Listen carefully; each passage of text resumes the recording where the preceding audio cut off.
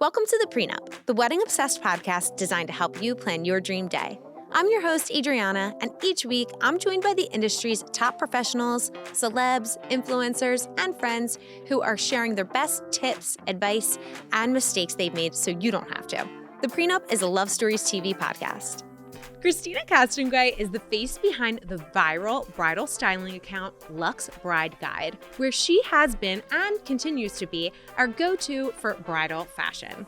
From her insights working with Pnina Tornai for over a decade, keeping a pulse on what brides' wants and needs are when it comes to style, of course, and now being a bride herself, Christina is sharing the inside tips for wedding dress shopping, how to best style yourself for your wedding and surrounding events, and all the things that you didn't know you needed when it comes to dress shopping. Christina, welcome to the Pre Nup. Thank you. That was quite the intro. Wow. Did you like it? I loved it. It was great. I'm so glad. And I'm so glad to have you here. I feel like you were just such a staple in modern wedding world and accounts that people follow. It's like, oh yeah, Luxe Bride Guide. Like everybody knows it. And they just kind of go to you for the styling needs, which we all want, we all need. And we have so many things to talk about when we do. It's endless. It's a lot. It's really endless. But first, I want to get into you because you're a bride to be. I am. So tell us a little bit about your wedding. When is it? Okay, so I'll say February 2026. Won't give the exact date. Fabulous. Yep. Fabulous. And I want to hear a little bit about you and your fiance. How did you guys meet? How did he propose? Okay, so funny story, actually. I've technically known him for 24 years. What?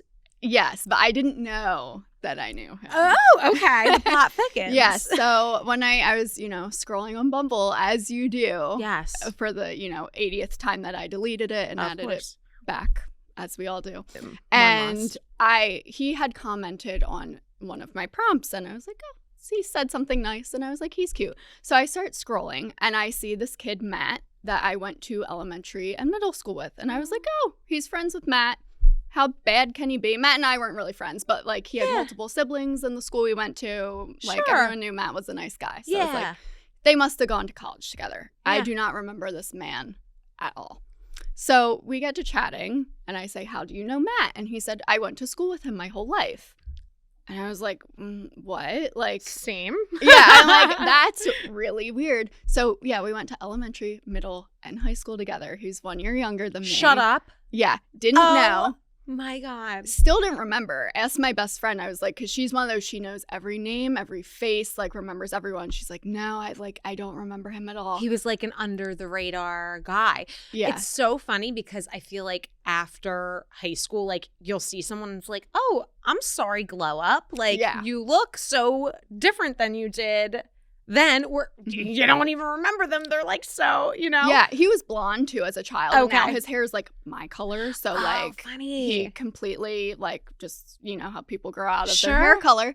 But we actually have a photo together. We were on the same soccer team for a year. Stop it. And my best friend is sitting between us. So we blame her, Gia. This is why it took so long.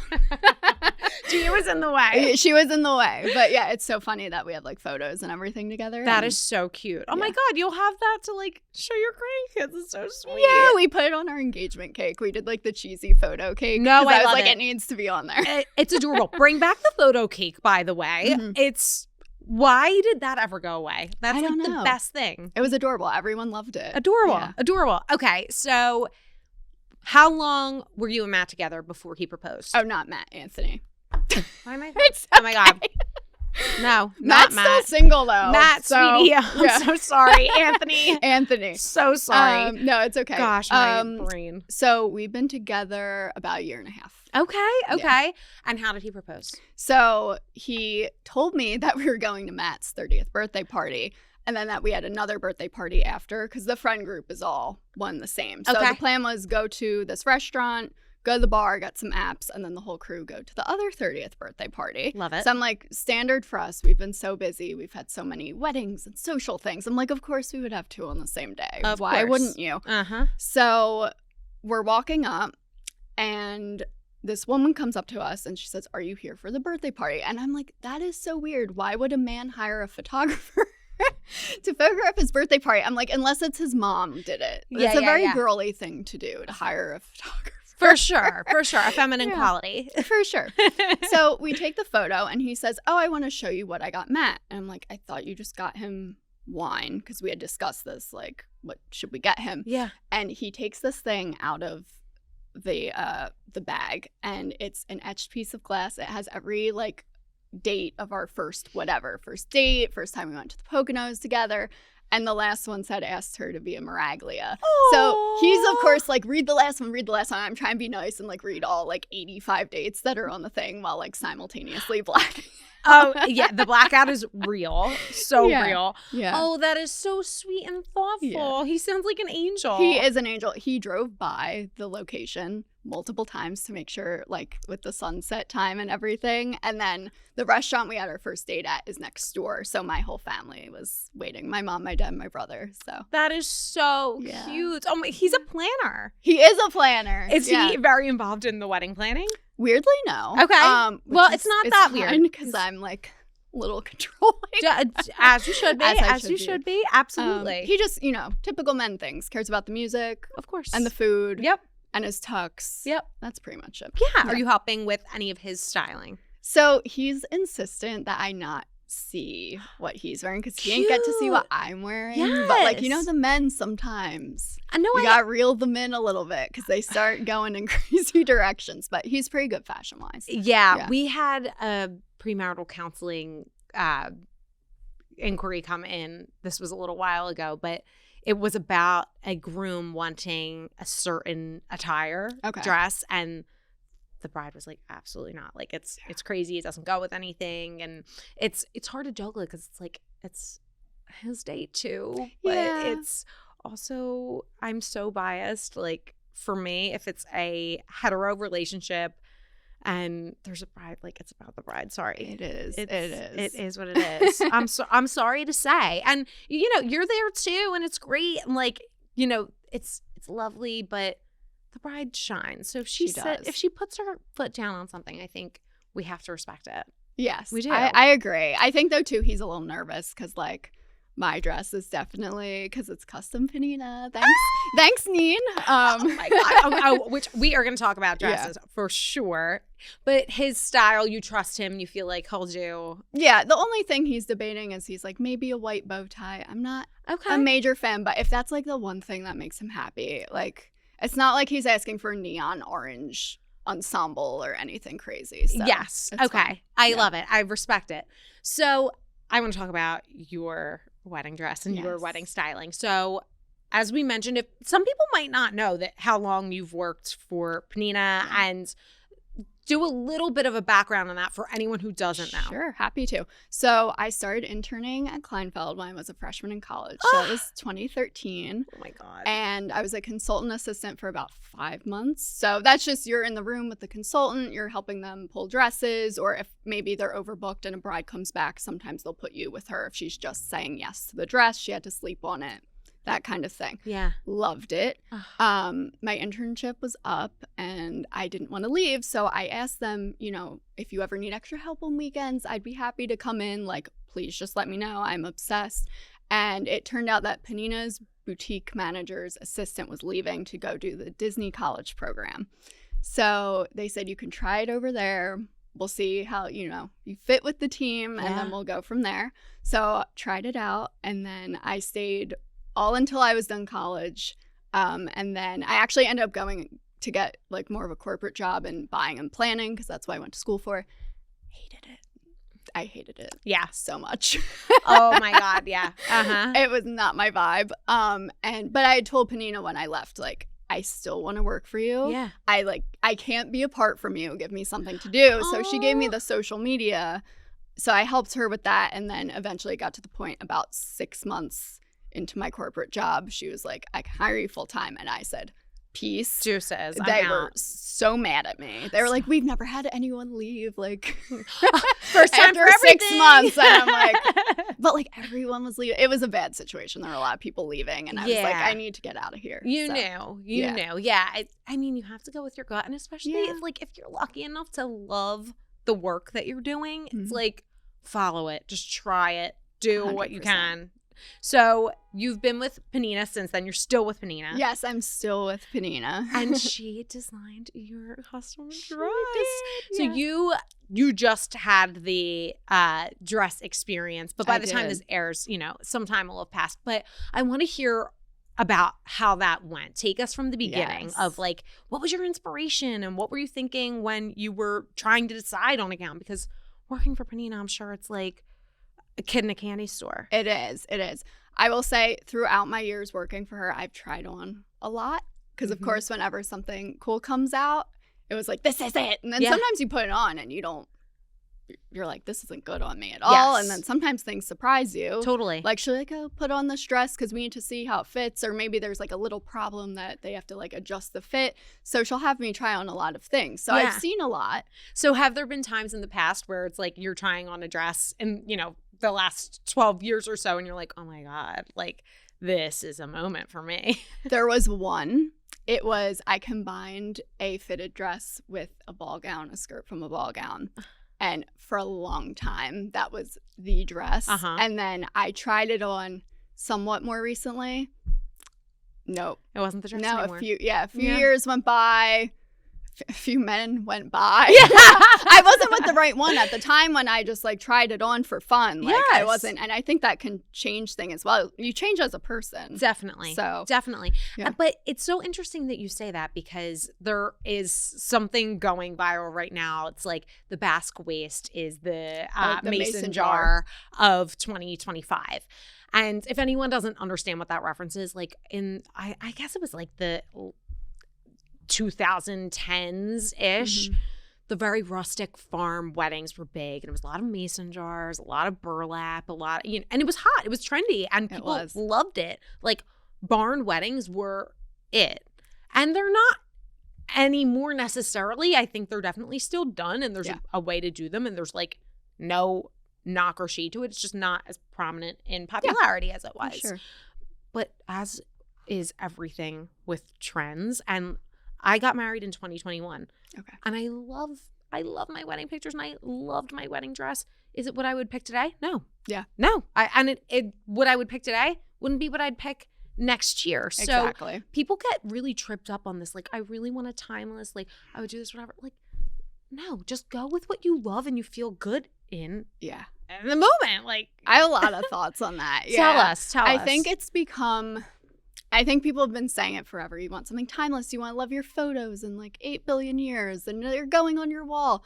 And I think, and one of the consultants at Kleinfeld, I think it was Lisa, used to say this. She's like, but that's not like, go with what you love right now. Yeah. Don't just do it so in 80 years you like it. Obviously, by all means, if you're going to hate your dress in a year, maybe reconsider that. Then maybe you don't love it that much right now. You know, right, if you can think forward and be like, I won't like this next year, like it may not be the dress. Right. But it would be boring if if everything was just kind of this homogenous, everyone looked the same every year. Like we wouldn't have, there would be no Bridgerton fashion or certain eras. And that's what we all live for and what a lot of people channel when they're trying to get their dress. So if we all look the same, it's boring. It's a little boring. And it's becoming a trend to be timeless. So it's kind of reversing itself. It's crazy. It's out of whack. It's out of whack. And listen, maybe that's always been your style. Like I always think it's just better to go with what your style is, what you feel good in, the silhouettes you feel good in, and go with that. Maybe you're just like a timeless person and you're always into like a tailored pant and a blouse and that's the kind of thing, whatever. But I want to hear more from you and your experience about it because I think you can give people a lot of advice and insights into how to actually go about choosing the right dress for them. Right, of course. So for me, it was really, obviously I have a lot of research from just my job. I've seen so many dresses. I've seen so many dresses on brides, models, everyone, tons of different bodies, ethnicities, everything. So I think I have a lot of experience in that. Not everyone does. Some people go into it, they don't know the differences between the laces or the fabrics or what is a ball gown versus a nightline. So some people need to do that extra research, which I think is important. But for me, I think I kind of always knew that I liked certain details. So don't, if he's watching this, he's fast forward. Yeah, fast forward this part. He can't listen. So I've always liked a high neck. I've always loved sleeves. That's never changed. There's a lot of beautiful strapless dresses. I've tried on a bunch because for my family and friends, I pretty much already knew what I was getting, but I want them to have the full experience. Yeah. So I did some fun dresses. Sure.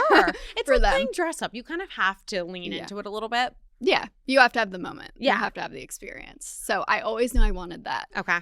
However, I'm definitely a ball gown girl. Always loved a ball gown. I'm not wearing a ball gown. So... exclusive. Yeah. Okay. So, I mean, you don't have to share the details of your dress because we all want to see it. And, like, people are going to flock to your page when you get married. Like, what is Luxe Bride God wearing her own wedding? Oh, my God. They're going to lose their minds. But was that surprising to you that the dress that you ended up choosing wasn't what you always thought?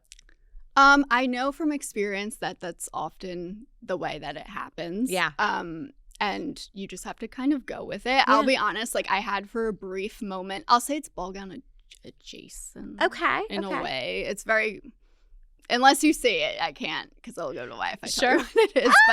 But I feel like that it happens all the time. Yeah. You know what I mean? And I think you just have to go with it. And I had a moment where I was like, ooh, because I looked back at the photos, which like, not really supposed to do because people take them at weird angles and then you're like, I look terrible, but it's like because it's taken from like totally over here. Yes. And it's blurry and whatever.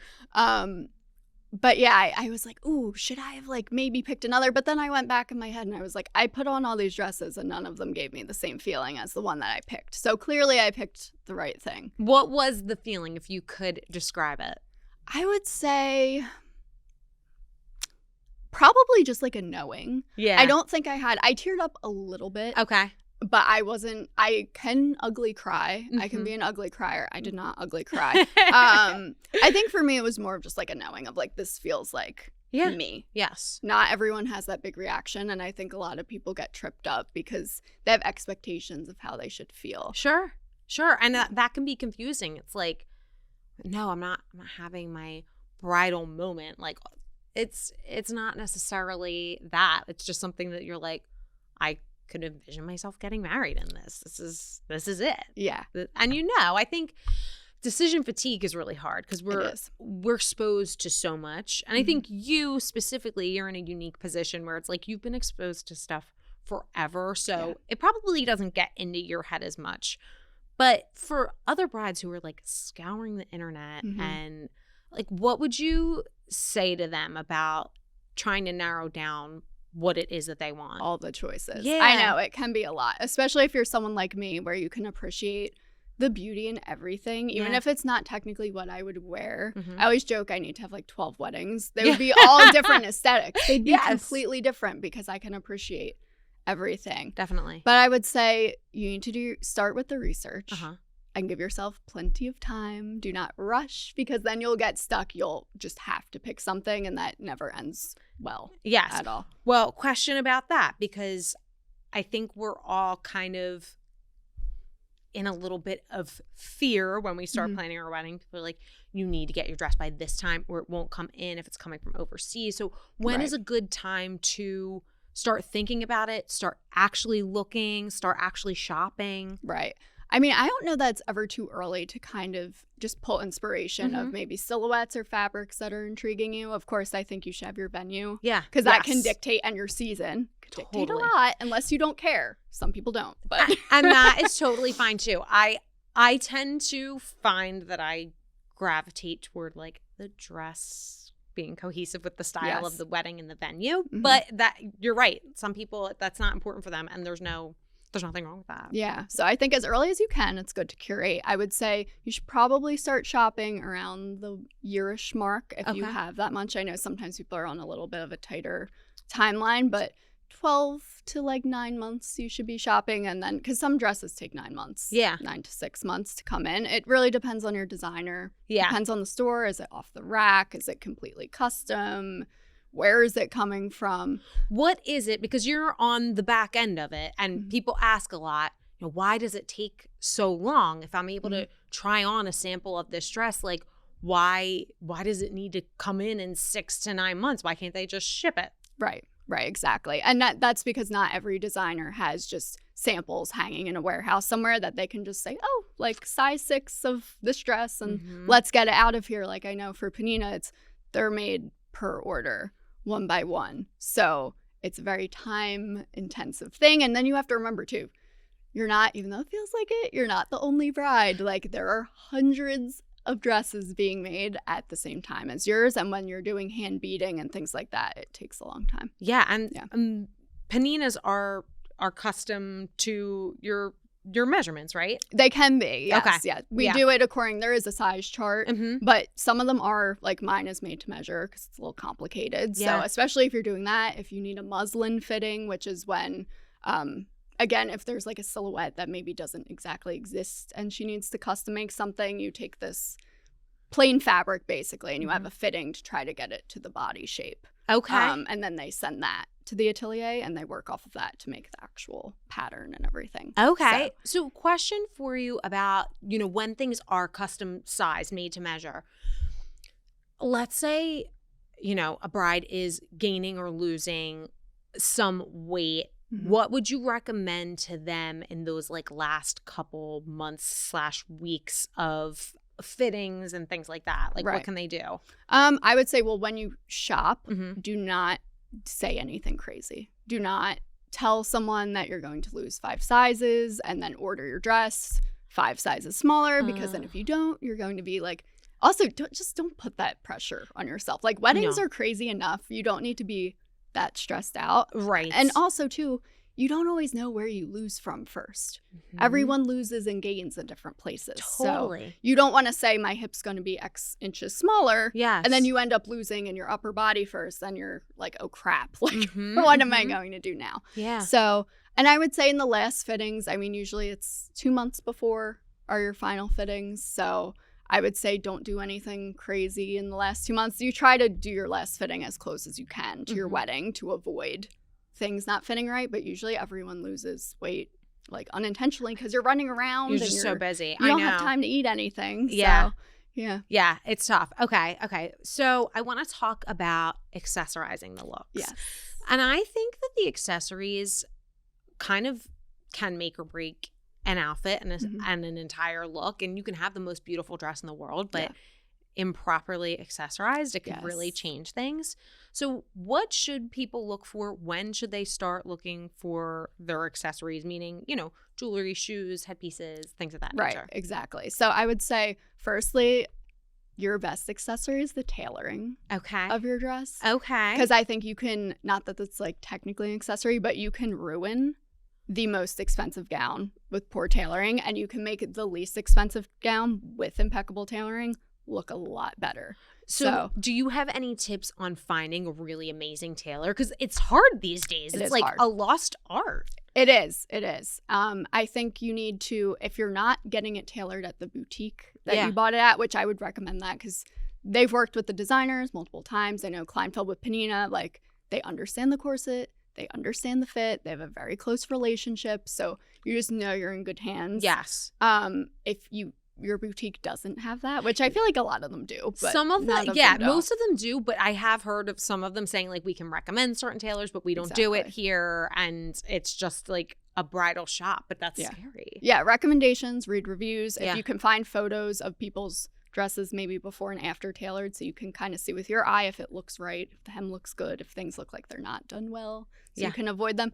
Just don't bring it to like a dry cleaner, who like hems your pants. Like you need someone who understands like evening wear and bridal. Oh my God, can I tell you, it's such a funny story because you said dry cleaner. So growing up, we always got our clothes tailored at, I won't say the name, even though I don't know how much longer he's going to be doing it. He's so old. And he's always done a great job. So we love this man. But there was I can't remember whether it was it was a bride.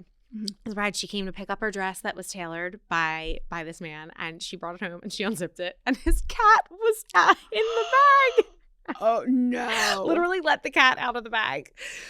Like, oh my gosh. Insane. It's so you have to be careful. Like trust the cleanliness of the place and the, Yeah, sometimes people, not that some of the people that do work out of their house are amazing, but like imagine their sprinkler goes off. They have a cat, they have a dog, they smoke, their house floods. Like, yes, you need to be careful. Totally. You need to be careful. Oh my gosh. Okay. Yeah. So, okay. Best accessory is finding a good tailor. Yes. I love, that's like really, really, really sage advice. And no one really talks about that on here. So I'm glad you said it. Thank you. Yeah. Okay. So what other accessory tips can you give us? Like, are you doing a headpiece? What are you thinking for jewelry? Or can you at least direct people so you're not giving too much away? No, of course. So I think you have to prioritize firstly, because accessories can be expensive. And Oh my I think gosh, people forget to put that in the budget sometimes. And also, like, when you're day to day, you can kind of get like the cheap stuff that looks real. But when you're in this gown, you kind of want the real deal, you know? Yeah, for sure. So I think you have to prioritize that. And it's like, what's important to you? Do you want the designer Jimmy Choo shoe, which I pray is comfortable? Please don't pick anything that is not comfortable.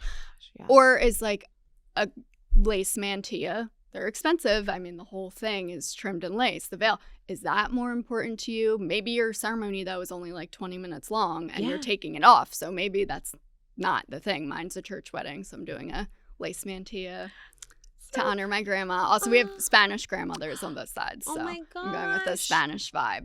Beautiful. So that was important to me. Yes. But some people, it might be the diamonds. They want real jewelry, which I know now you can rent from like Verstolo. Yeah, Verstolo's great. Yeah. They've been on the podcast, and you know, it's awesome. You can rent the pieces, and maybe if you really love them, like your fiance, husband, wife wants to buy them for you. Yeah. Like, that would be so nice. Yeah. Yeah, but renting is a really, really good idea for the diamonds. Yeah, definitely. That way you're not locked into anything, especially too if it's a piece that it's not like a stud that you would wear every day. It's something that's a little bit more jazzy. Yes. Yeah. Yes. Okay. Love it. And then you said, shoes. Like, the comfort of the shoes, I think, is underrated. Even if you are going to get a really gorgeous, amazing shoe that you're going to wear for like the pictures, switch it out to something I'm comfortable. Doing a platform sneaker Gorgeous. after a while. Gorgeous. I want to dance. I have the worst feet in the world. I did competitive dance for years. Like, I'm destroyed. I have double bunionectomy on both feet. Oh my God, bless you. I have 2 bunions, but they're still there. Yeah. You know what? If it's not affecting like your actual shoe, I would say it's not worth it. But like, I couldn't wear shoes anymore, and it was the best thing I ever did. And the recovery wasn't that bad if anyone needs it. Okay, good to know. Good to know. Yeah, but it is the comfort piece. Even with the dress, it's it is. It's important to be able to sit in it, move in it, eat in it. Yes, yeah. And like, if it's uncomfortable when you're trying it on for the first time, like itchy, imagine how you're gonna be in 12 plus hours. I know. You have to keep that in mind for sure. I mean, I think a little bit of suffering is okay, but you don't want to be absolutely miserable. Totally. It'll ruin your whole experience, your whole day. Absolutely will.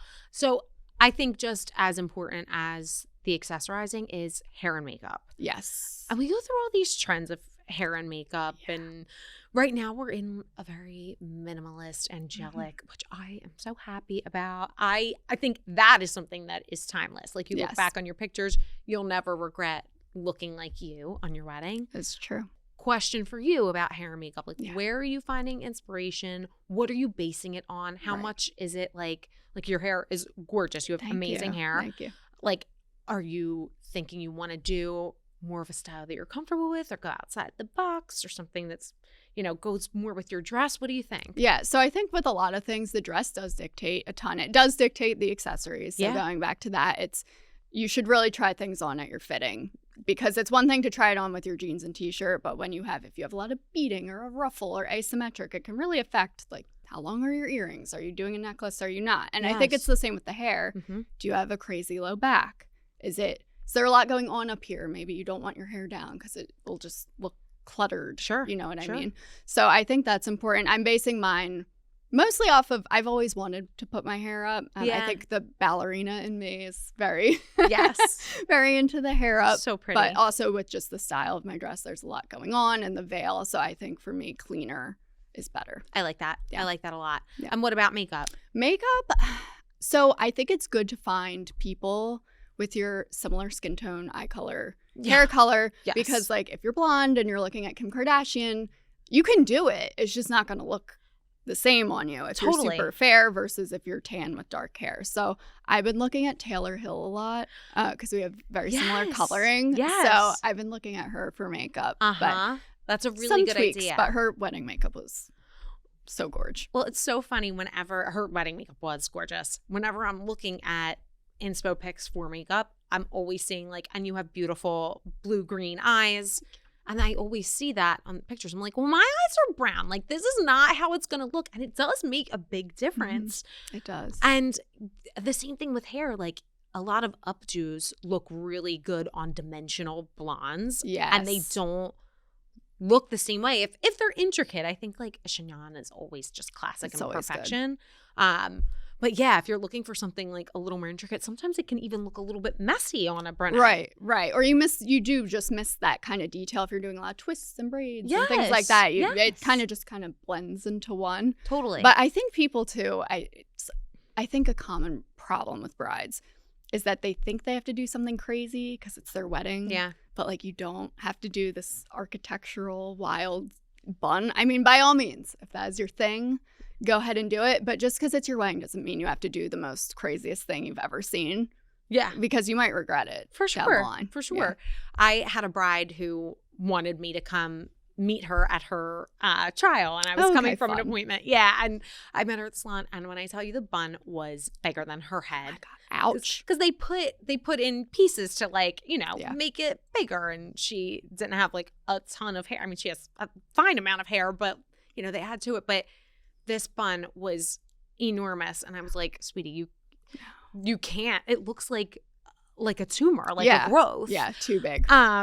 So sometimes you see something and it works on some people, but if you have like a little tiny head and you have this big bun, like, it might not necessarily work on you. A trial is it's so important. Yeah, you really have to work with your features and your coloring. Like, I know me and like peachy tones with the blush and like warm, it just like doesn't look right. Like when the orangey brown eyeshadow, do you remember when that was in? Of course. There's a lot of oranges like rust happening. Yes. Yeah. Uh-huh.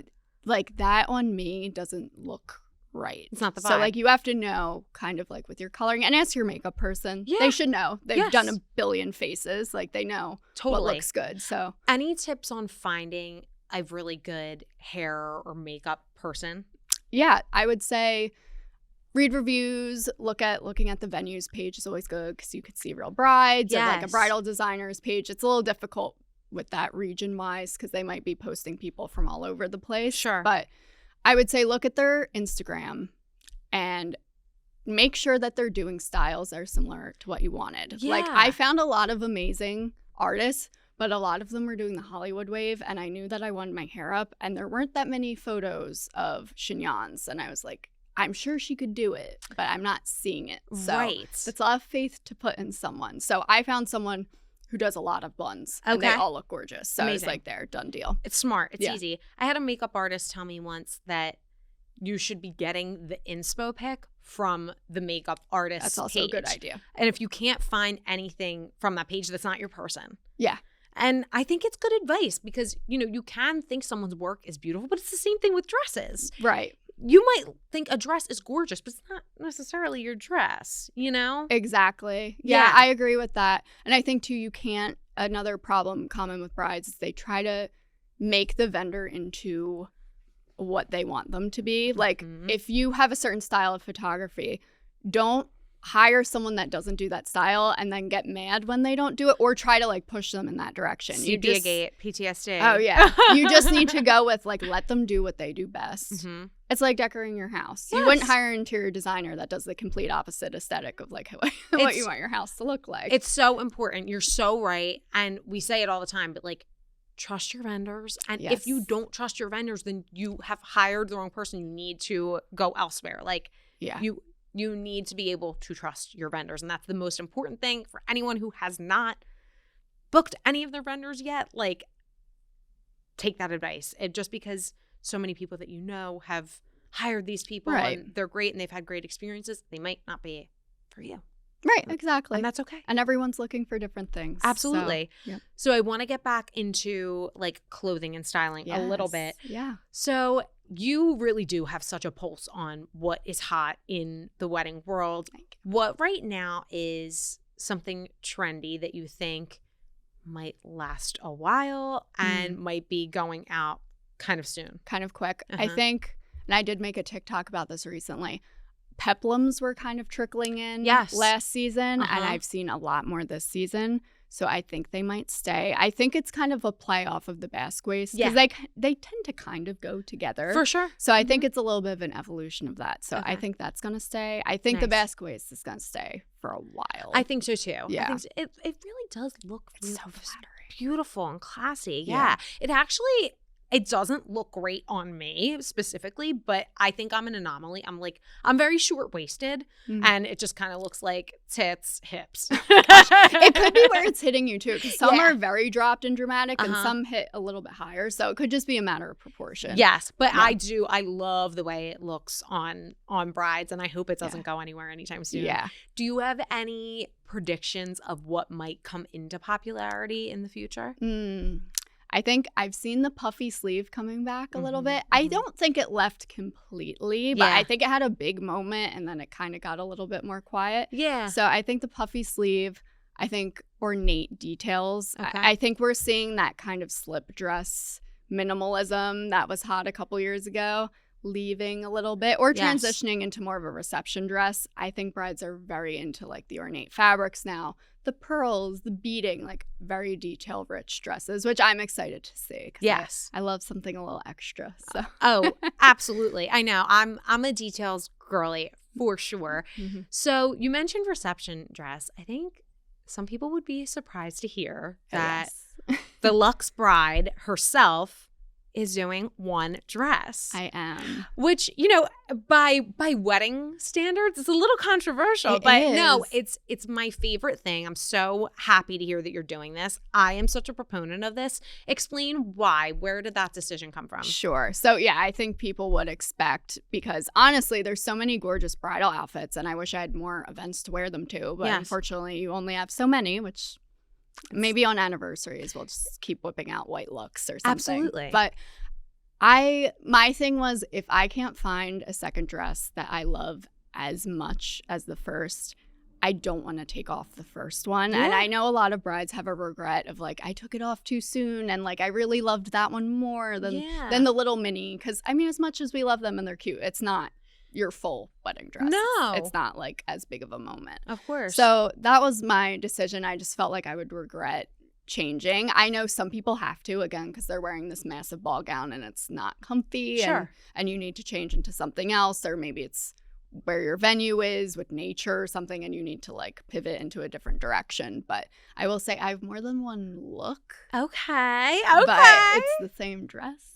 So, I kind of get the best of both worlds. Oh, that's wonderful. Okay. I'm so excited to see. Yeah. I mean, I love that you're doing it because we spend so much time thinking about the dress and like this is the only time you're ever going to wear your wedding dress. Like that's a fact. Actually, this is a pretty funny story too. My girlfriend a couple years ago, her husband was like, "Oh, you're always wearing like loungewear around the house, and she's like, "Oh, I'm always wearing loungewear around the house." So he came home from work one day and she was in her bridal gown. Oh my gosh, I love. So unless you're gonna be a ball buster and be like my girlfriend, like you are not gonna wear this dress again. So think about it wisely. Like when do you really want to take this thing off? Don't take it off. Like if you love it, I know you don't need. If you want a second dress. Yeah, fine. Or if you do need it, because like you said, it could be just not practical.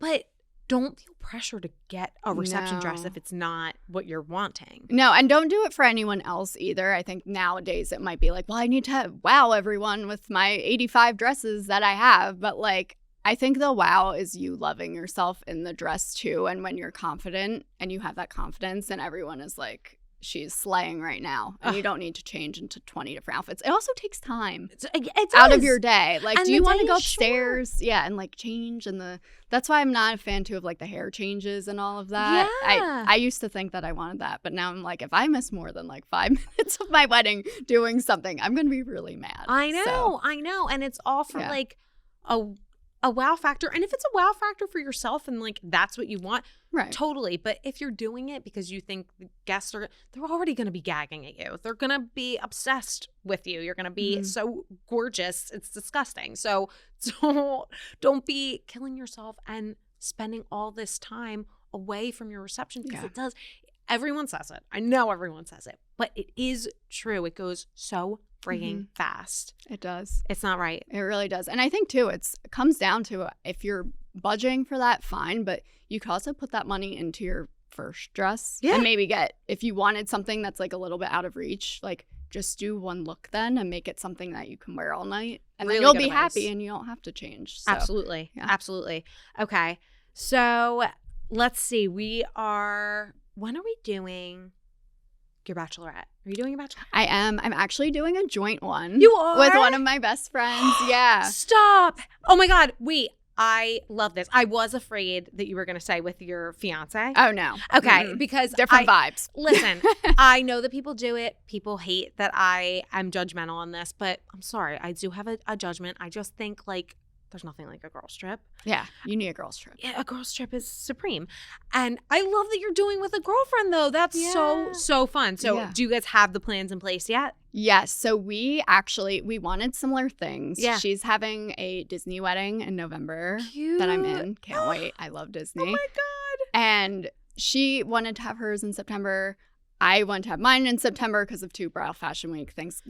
October gets insanity. Wild. Yeah. So I was like, it needs to be in September. She lives in Florida, but we both wanted like a Jersey Shore beach thing, and we share like half of the same bridal party. Yes. And she wouldn't be able to fly in for mine at a separate time, so we were like, why don't we just do it together? That way not everyone has to take off of work. Oh my God, it's so we're smart. saving people time and money. So, that is so fun, and it's just going to be that much sweeter because I think sometimes too, as much as it's exciting and like I just think bachelorettes are a great excuse to have a girls trip, but even though it's so sweet and like you feel grateful for it, it could be awkward because it's like all about you and your friends want to make it the focus. So to be able to share that focus is really nice. Yeah. I mean, some people are like, oh my gosh, like I would be so mad. Like I wouldn't want to like share the spotlight or whatever. And I'm like, why not? Like she literally proposed to her bridesmaids because we were all there at my engagement party. I didn't care at all. No. I was like, there's enough to go around for everyone. Yes. Like, why don't we just both enjoy this time together? Totally. And celebrate. Like, there's no reason to be like, it's my thing. And like, yeah, I think at a wedding, maybe like don't propose to your fiance. You know what I mean? Like, those are different. But I agree with you. Like, what are we just supposed to like sit there with our hands folded and be like, no, we need to be focused on this one thing. Other things can occur and be exciting. Like, let's celebrate all of them. Yeah. Oh, I love that you're doing that. It's going to be so fun. How many people are you having? I think I have 6, and she has her maid of honor can't come because she's traveling. Okay. So it'll be me, my 6, and then her, which we're sharing people. So 8. The perfect number. Yeah. So it's more of a like a coastal kind of vibe. That's what we're thinking. Yeah, chill vibes. We're not crazy like party drinker kind of gals. So probably just we might do like a tiki cruise or something like that. But like hanging out, beach, maybe like some Pilates on the beach, something like that. I don't know everything for once. I'm letting my maid of honor kind of like take the lead, which is new for me. It's exciting. I'm it's a really control exciting. freak, and I'm playing my own bridal shower with my mom. So it's fine. Yeah, but it's fine. It takes stuff off my plate because it's a lot. Have you started thinking about any of the looks for not even just Bachelorette, but like things like shower and rehearsal? Yeah. So I constantly, and it's a good tip for anyone if you're like into fashion. I'll research for like months. This is kind of psychotic, but if you're type A, you'll understand. I have a giant list of stores with cool outfits, like on a note on my phone. There's a ton. And I just go through each one, unless I know it doesn't have the vibe. And I will search for what I'm looking for, and then I pin all of it to a board. And then when it's time, I'll go back, like when it's time to order, and I'll order my top favorite 3, 4, whatever. And then I'll just send back whatever doesn't work. But that way it's consolidated. Wait, this is like coveted information. Can you give us 1 or 2 stores? Yeah. So I think my shower dress is going to be from Bronx and Banco. Oh, I think. It just came in, but I have to like order other things. Okay. The other one was from Cara Cara. I don't know Cara Cara. There's like it's like a printed floral situation because it's like Christina found her honey / meant to be is the theme. So it's all like bees and like wildflowers and everything. Okay. Yeah. Cara. Okay. Yeah, they have some cute stuff. I'm trying to think. Revolve, honestly. It's so overwhelming. You have to learn how to filter on there. And I do. I am like a Revolve filter girl. I know people hate Revolve and like they have a lot of issues. I think it's a fabulous experience. The stuff comes quick. It's easy to return if you need to. Yep. There's like just filter it. Yeah. Like their filter options are easy too. There's so many. I hear a lot of people complain about Revolve's pricing, but most of the designers that they source aren't Revolve brands. I'm like, it's not really their choice. The pricing. I mean, it is to an extent, but it's not different from like any other place you're going to buy these dresses. They have a decent range. Like if you went on Saks, I would say it's probably similar. So that's tough. Yeah. Okay, I like those tips. Okay, so all right, I want to cover our last two segments. So before we get into them, any other pieces of advice or tips that you can give for just styling in general or planning in general? Because you're a bride. Yeah, there's a few, I think. The first one would be you have to go by like how you feel. So for my engagement shoot, I had this whole look that I've saved forever that I wanted to recreate. I tried it on and I was like, no. And I could have done it, but then I would have looked really uncomfortable probably in all the photos. And I would have hated the whole shoot and everything. So I actually ended up just like, my mom was like, just like, think about like normal you. Yeah. Like, what do you wear? And I went in my closet and I got this coat that I've had since high school from Century 21, like navy, double-breasted. It has like a ruffle. And I did that with jeans and like a brown croc knee-high boot. It was very like, it was giving Ralph Lauren a little bit. Yes. Wasn't the original vision at all, but like sometimes you just have to go with like what feels right and kind of step out of that box that you're putting yourself into. And that goes with the wedding dresses. Yes. Tried and true. Like you will, if you are comfortable, that does show through so much on camera. For sure. And then the other your thing. engagement photos were so beautiful. I just have to say they're so pretty. Shout out Melissa McDonald. If you're in the Philly, like New Jersey, I think New York she does too area, but check her out. She's the best. They're so pretty. Thank you. Yeah. Thank you. And then the other thing I would say, which is a little bit more of like a mindset thing. So if you're also type A and a perfectionist like me, I think I've placed a lot of pressure on myself throughout the process to feel a certain way at certain points. Mm-hmm. So like, whatever, engagement party, like, oh my gosh, I should be so excited. This is the best day ever, blah, blah, blah. I'll be honest. I woke up, I had some hormonal like issues going on. Like I didn't feel right that day. And then I got upset with myself that I didn't feel right that day. And like you can ruin something if you focus on that too much. So you just have to find like the good in whatever's going on that day and have grace with yourself, because a lot of these things, like I say to people, because I used to work in event design too, and I know things can go wrong on the wedding day and all of that, but like your day isn't immune to problems just because you're going to the venue that day or you're picking your flowers or it's your wedding day. It's a day in the calendar. Anything can happen. You could wake up feeling any which way, and you just have to make the best of it. And wedding planning it's a lot. It's a lot of pressure. You're probably tired because you work. Like I just got off of Fashion Week. Like I'm a very tired person. I was a little bit sick at my appointment. And at first I was really upset. I was like, I've been dreaming about this for so long. I don't feel well. Like this was supposed to be the most amazing day ever. And guess what? My mom's like, you need to like, she's like, don't think about that. Because as someone who's chronically ill, which she is, she knows. Yeah. She's like, you can't. She's like, just focus on the good. We're all here. You're getting your dream dress. Like, who cares that you're a little sniffly and like bloated and puffy and tired? Like, no, it's really, really true. And we'll hear people say a lot. I'm sure you hear it all the time. Like, my wedding's supposed to be the best day of my life. Like, that's a lot of pressure to put on yourself. It's going to be an amazing day because something incredible is happening. But like, maybe it won't be the best day of your life. And that might be controversial to say. And like, maybe people don't want to admit it. But I've had amazing days that are right up there with my wedding. And like, the days with my husband that were like totally unplanned. Like, And my wedding was amazing and I loved it and it was fabulous. But like the pressure of this is supposed to be the best day of my life, it's a lot. Yeah. So just find the good in everything, even if it's not like the most perfect day, because if you focus on the bad, like you're just going to look back on your journey and be upset with yourself that you like didn't enjoy it. It's okay to not feel elated at like every wedding meeting thing, whatever. For sure. It's so fine. Yes. Okay. So I want to get into next, before we run out of time, we do a session every episode called Premarital Counseling. And our listeners will write in. They have questions, concerns, and we just try to help them navigate through it. Okay, cool. I always give my guests the opportunity to name the person because we do keep it anonymous. So if anyone wants to write in, they can email Adriana at the-pre-nup.com or podcast@lovestoriestv.com. And again, we'll keep it anon.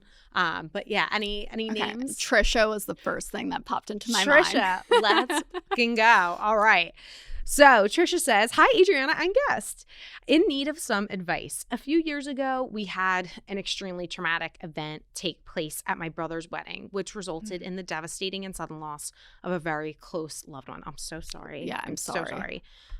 It's difficult for me to attend weddings to this day because of it. And now I am engaged. I'm feeling a lot of anxiety about having a wedding, but want to be fair to my fiance. I still want to celebrate our wedding and want him to have the traditional wedding experience, but I don't know if I can handle the pain of reliving the loss before and during the wedding. What would you recommend in this situation? Firstly, I'm sorry. That's a really heavy one. I'm so sorry. Yeah, that's unimaginable, really. Because of just kind of what we were talking about. Like you put this on the pedestal of it's supposed to be the best day of your life, and to lose someone at a wedding, it's really just heart-wrenching. Yeah. I would say, firstly, like really talk to your fiance and see like, does he really care that it's super traditional, or can you do something that's a little bit alternative? I would also say, if you can afford it, I would go to therapy for that situation, because I think, that's obviously it's a trauma, and I think that's something that you probably need to work through. Yes.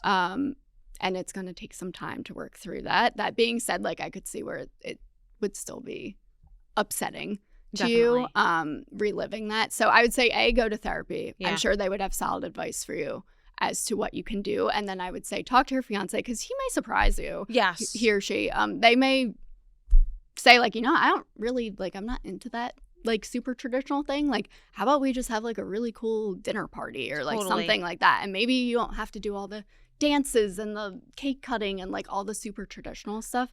Maybe you can make it different. Just make it maybe more of a party than a wedding. And cut out those traditions. Really, really like that advice. I think that's really smart, because one, the therapy thing, like it will be good regardless of what you decide for your wedding. It's just a really experience I cannot even begin to imagine. But you're right. Like, I think a lot of the traditional wedding elements are probably what's triggering a lot of these emotions. And if you can go out and enjoy yourself and in a social setting, like a party, like you said, it does take away a lot of that like wedding element. And maybe you even do something where you and your fiance get married and the two of you go to dinner, and then later you have a separate like barbecue or like something fun like at a restaurant. So that would be my advice as well. Or elope, like go somewhere where it is just the two of you and you don't have any of these expectations of things. But that's the toughest one I think we've ever had. That's a really horrible thing. I'm so sorry to this bride, and it feels like in poor taste to now call her Trisha, but I'm sure she doesn't want her identity revealed anyway. And we are so with you, and you shouldn't feel any way about it. I think the person marrying you is 250% going to understand. Yeah, I think they would understand that this is going to be tough. Yeah, for sure. Yeah. And I think too, like, really at the end of the day, it's about you guys joining together in a union. Yeah. Like everything else, really, when you think about it, it's these made up traditions that we kind of just like turned into a 6-hour event and said it's a wedding. So like it can look like whatever you want to look like. Yes. If wearing white is upsetting to you, like wear another color. Yes. Don't wear a dress. Do something completely different. Like it's really just about you guys like saying we want to be together forever. Definitely. So like the rest of it is just whatever you want to do. It's all hoopla. You're right. Like there are these social constructs that we just literally made up. Like you can do it absolutely your way. Don't have any qualms about it. Talk to your fiance. I'm sure he will feel the same way. And if anyone else outside, it sounds like you aren't concerned about that, but if anyone else is like giving you issue, just tell them that's none of their business. Yeah, because they won't understand. No, they're not. No one could. Yeah. And by the way, like when you lose someone in not just in this way, but in any way, like every monumental period of your life, right? You think about it in a different way. So it's not to say that no matter what you do, it'll be easy and, you know, it won't conjure up feelings. But I think going against the grain a little bit will at least help. Yeah. You don't even have to call it a wedding. Yeah. Think of a fun name for it that's something completely different. So that's not in your head at all. Celebracion, a little, extravaganza. Yeah. Okay. Well, I do hope that helps. And thank you so much, Christina, for answering that. Yeah, that was really, really good advice. Thank you. So we're going to end on a happy note. We're going to shift gears a little bit to our after party, which is just like a little series of questions we do at the end of every episode. Fun. So the first one is, Christina, what is your honeymoon hot spot? So we're doing a Mediterranean cruise.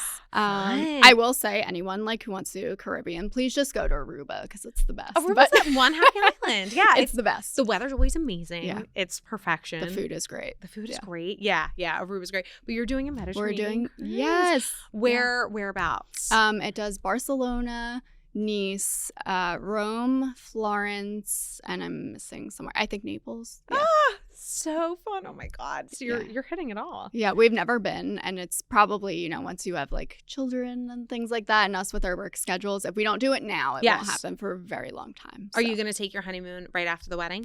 We're going to go in July, the end of July. Yeah. Smart. Mm-hmm. I love the separation, which I didn't do. I don't have any kind of like, you need to do one or the other. But I do like it because it does give you something to look forward to and like elongates the whole wedding process. So I don't know. I love that because, from February, it's like, okay, we're married, we're newlyweds, so exciting. And then like, we have all this time to look forward to this honeymoon. Yeah, Lord knows I will be the saddest the day after my wedding. So I'm going to need something to look forward to and time to plan my outfits. Like that can't be rushed. That's a whole separate deal in and of itself. So. We love the way you think. Yes, absolutely. Okay, what song will get you on the dance floor at a wedding? Ooh, anything Pitbull or anything EDM-ish. Okay. Yeah. Okay, love it. Are you doing band or DJ? DJ for sure. Yeah. Sorry to the band people, but like I don't get the thought of wanting a cover of a song when you can just have the actual artist. I'm a big remix girly. I know some people hate remixes, but you can't remix with a band. So. You want what you want. Yeah. I got it. I totally get it. Okay, what hors d'oeuvre will you never pass up? Like a cheesesteak egg roll. Mm-hmm. Oh yeah, with like maybe a little sriracha ketchup. Yeah, or anything Asian, honestly. Yeah. Oh God, so good. Okay, what is your signature cocktail or mocktail? So we didn't pick one yet. Okay. But probably either guava margarita if they can do it, or I had a spiced pear daiquiri at my friend's Bachelorette. Spiced pear. It was so good. So good. It's like kind of wintry, right? Yeah, I think so. Yeah. Honestly, and even if you choose something that's summery, like bring a little bit of the heat to it. Whatever. Yeah. 100%. Yeah. Love that. Okay. If you could invite any living dream guest to your wedding, who would it be? This is hard because there's not many celebrities that I'm like, and it doesn't have to be a celebrity. It could be like, you know, anyone. I guess if I could have like I love our DJ. He's incredible. But like a celebrity DJ would be super cool. That would be neat. That would be really fun. And Pnina Tornai. Oh. I hopefully she's in the country at that point. Oh, that's so sweet. Yeah. Oh my God, I love that. I love how much you love your work, and Pnina, it's really beautiful. Yep. Okay, and then the last question I have, I feel like you already gave a really great piece of advice earlier about just like leaning into letting the day be the day. So that can serve as our one practical piece of advice for brides planning a wedding, unless you have something else that you want to share. But I feel like that was so good. No, I feel like that's probably my biggest piece of advice, just because I feel like there's a lot of expectation of everything. Yes. That, and don't, people please. Coming from a people pleaser, try not listen to people. Yes, because sometimes they have good advice, and you do need to listen to. Yes. them. Don't go too hard the other way, because sometimes I do that too. Sure. I'm trying to be assertive. But yeah, I would say this is, and everyone says this, but truly it is your day. Yeah. You're spending a lot of money. If someone isn't paying for it for you, you're spending a lot. It's a big deal, and you want to have what you want to have. Yes. So, yeah. Yes. Sage advice. Christina, this was so informative fun. and so fun. Tell everyone where they can find you. Yeah, thank you so much for having me. This was great. You can find me at Luxe Bride Guide, Luxe Bride Guide on TikTok and Instagram. I've been more active on the TikTok lately because the Instagram algorithm isn't our friend lately. She's not serving us. No, she's not. No. But we still love her. Yeah. So. She will always be there. Yeah. Yes. Follow her if you don't already, which if you aren't, like, what are you, crazy? But yes, she has just all the best styling tips, and we're going to take everything and we're going to put it toward our planning. Amen. Thank you. Thank you, Christina. Thanks for tuning into the Pre Nup. Don't forget to subscribe and leave us a review on your favorite podcast platform or on the Love Stories TV YouTube channel. Follow at _pre_nup and at Love Stories TV on Instagram for more. Have feedback or suggestions for the next episode? Feel free to reach out to us at podcasts@lovestoriestv.com.